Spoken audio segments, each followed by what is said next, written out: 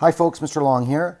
I'm going to do a screencast on the fundamental theorem yet again, and we're getting through this just step by step. So we're going to put together some big ideas here, or important ideas. Actually, not really big ideas as much as details. Okay, so what sort of things things mean.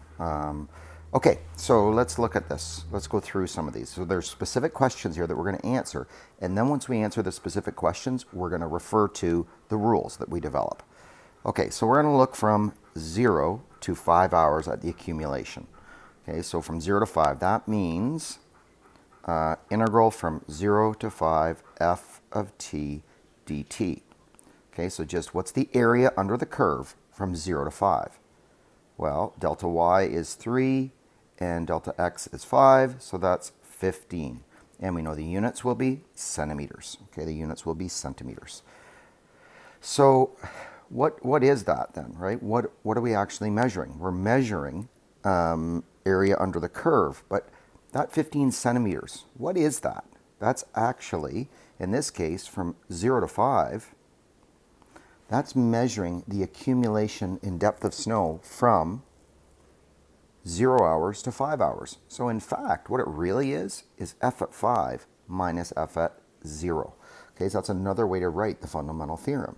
So that if I look at this, anytime I have an integral like this, it's the change in y value on the original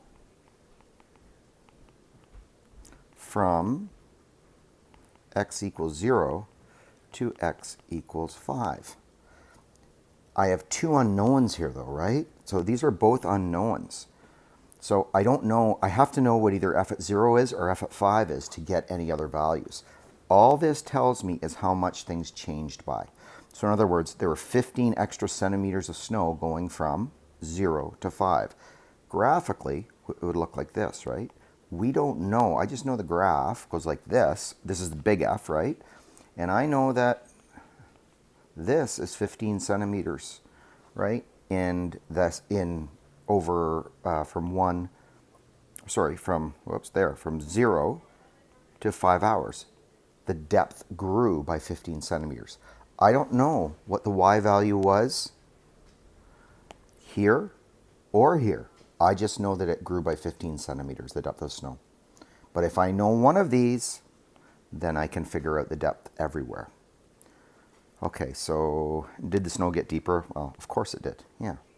So now let's look at a time frame from 5 hours to 0 hours. We're going to look back in time. So now our integral is from 5 to 0, f of t dt. Remember that this is delta y multiplied by delta x. Well, if I'm going from 5 hours to 0 hours, I'm going backwards in time. Okay, I'm going backwards in time. So I'm trying to see, was the snow deeper at 0 hours or at 5 hours, right? Well, was the snow deeper at 0 hours? Because I'm looking for the change from 5 hours to 0 hours. Well, the snow was falling. It was a positive rate, right? So if it's a positive rate, that means the snow is falling. So that's going to be... in this case, I'm going right to left. Okay, I'm going this way from 5 to 0 because this is where you start and that's where you end. So delta y is still the positive 3 centimeters per hour, but I need to multiply that by negative 5 hours. Okay, cross those out, and that's negative 15 centimeters. In other words, at x equals 0, the snow is 15 centimeters less in depth than it is at 5 hours. Okay, so what we did is from 5 to 0. So that means f at, so notice the location of these. If that's 0, that's 0. If that's 5, that's 5, because we're doing the change from 0 to 5. So that's going to make this case 0 and 5. And again, this is change in y value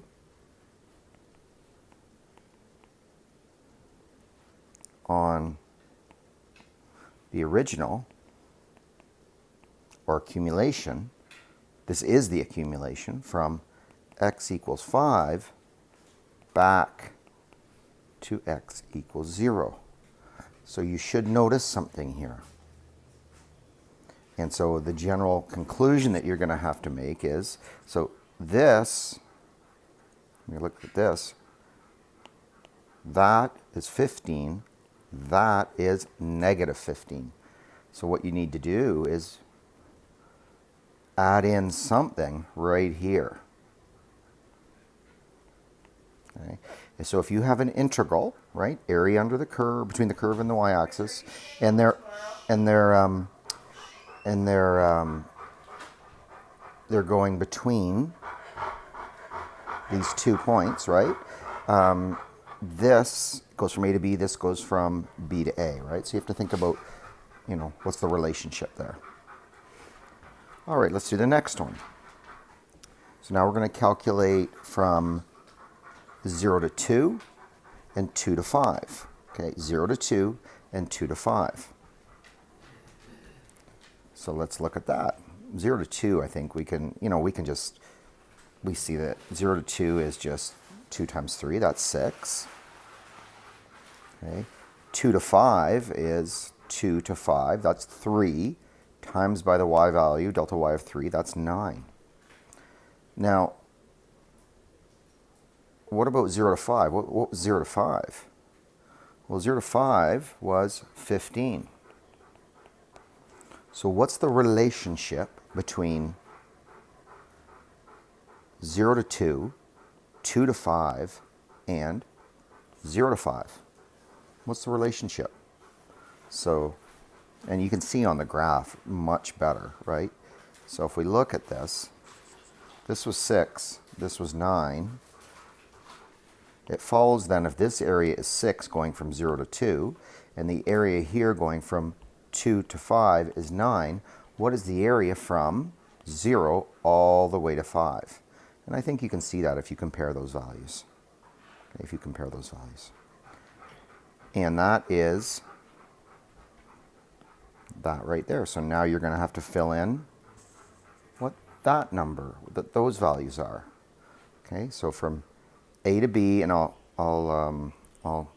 denote this with a picture. So I'll put this as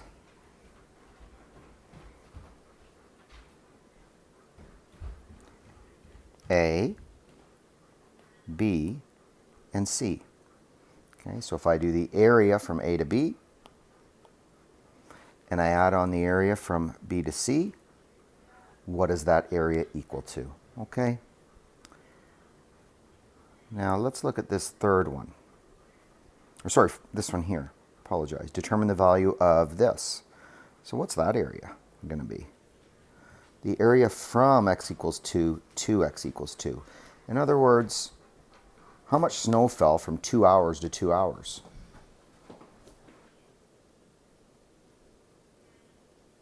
What's the answer have to be for that? From 2 hours to 2 hours. If you start at 2 hours and you end at 2 hours, like 2.0000 to 2.0000, can anything accumulate? How much time elapsed? 0. Okay, 0 time elapsed. So that answer is always 0. Okay, 0 centimeters. Or in this case, because it's snow. But 2 to 2 means there can't be any area because you start at 2 and you end at 2. Okay, last thing we're going to deal with, and by the way, you want to have that up here. That's where you're going to answer that one. Okay, and then this one here. What does F at T mean? So let's assume this is our snow example.